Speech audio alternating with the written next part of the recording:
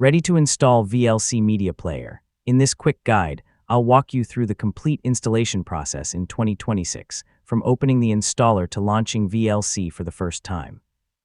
Let's get started. First, make sure you've already downloaded VLC from the official Videoland website. Find the installer in your Downloads folder, then double-click the file to begin. If Windows shows a security prompt, check that the publisher is Videoland before continuing. When the VLC setup window appears, choose your preferred installation language. Select your language from the list, then click OK. The setup wizard will open, giving you a simple step-by-step path through the installation. On the welcome screen, click Next to continue.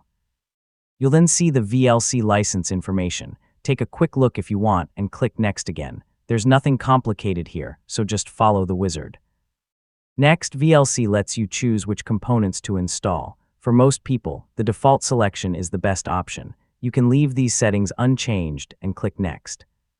This keeps the installation simple, while giving VLC the features most users need.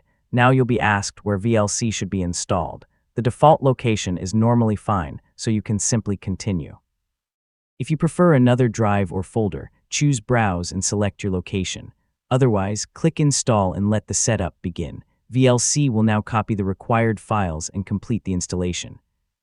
This usually takes just a moment. When you see the completed setup screen, click Finish. If there's an option to launch VLC, you can leave it selected to open the player immediately. Once VLC opens, you'll see the main player window. To make sure everything works, open a video or audio file and press play. If the media starts normally, your installation is complete. Yeah, you're ready to use VLC, and that's it. You've installed VLC Media Player and verified that it's working.